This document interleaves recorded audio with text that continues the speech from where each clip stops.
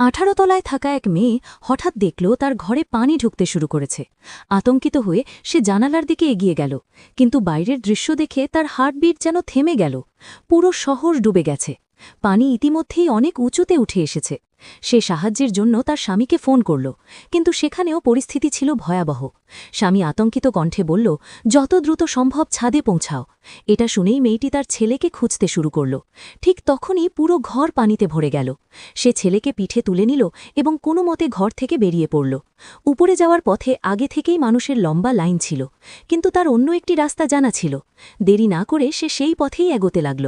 করিডোরে পানি ক্রমাগত বাড়ছিল, যেন কোনো ভয়ঙ্কর বিপদ তাকে তাড়া করছে। সে বিকল্প পথে পৌঁছে উপরে উঠতে শুরু করল। তখনই নিচে ডুবে যাওয়া মানুষের আর্তনাদ তার চোখে পড়ল। কিন্তু সামনে আরও একটি বিপদ অপেক্ষা করছিল। আবর্জনার স্তূপে রাস্তা পুরোপুরি বন্ধ। সে পাশ দিয়ে যাওয়ার চেষ্টা করতেই তার পা পিছলে গেল এবং সে নিচে সাক্ষাৎ মৃত্যুকে দেখতে পেল। ভয়ে সে আবার নিচে নেমে এলো। এই হুড়োহুড়ির মধ্যে ভিড়ের মাঝে তার ছেলে হারিয়ে গেল। ঠিক তখনই একটি জোরালো সাইরেন বেজে উঠল। সামনের দৃশ্যটি ছিল লোমহর্ষক। একটি 120 মিটার উঁচু বিশাল ঢেউ ধেয়ে আসছে। চারদিকে শুধু পানি আর পানি। তবুও সে নিজের ছেলেকে খুঁজতে থাকল। অবশেষে ছেলেকে খুঁজে পেল ঠিকই, কিন্তু সে ছিল অচেতন।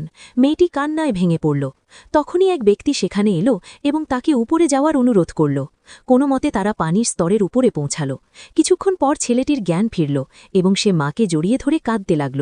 আবারও সাইরেন বেজে উঠল এবং একটি বিকট শব্দ হল। এবার তাদের পাশের একটি উঁচু ইমারতে যেতে হবে। মেয়েটি তার ছেলেকে সাহস জোগাতে থাকল।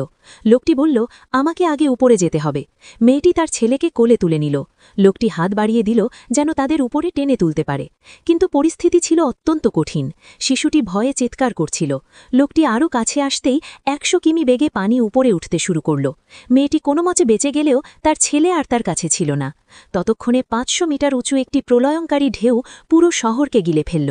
শেষে সেই নারী একা রয়ে গেল। চারদিকে শুধু এক বিশাল সমুদ্র। তার ছেলে যে তার সাথে ছিল সে আর এই পৃথিবীতে নেই। চোখের পলকেই সেই ব্রিজটিও পানির নিচে তলিয়ে গেল। এখন সেই নারী তার মৃত ছেলেকে বুকে জড়িয়ে সমুদ্রের মাঝে দাঁড়িয়েছিল। এটিই ছিল তাদের জীবনের শেষ মুহূর্ত। একটি বিশাল ঢেউ তাদের উপর আছড়ে পড়ল এবং সব শেষ হয়ে গেল। ভিডিওটি যদি তোমার ভালো লেগে থাকে তাহলে অবশ্যই একটি লাইক করে দিও। এমন আরো সুন্দর ভিডিও পেতে চ্যানেলটি সাবস্ক্রাইব করে রাখো আর কমেন্ট করে জানিয়ে দিও আজকের ভিডিওটি তোমার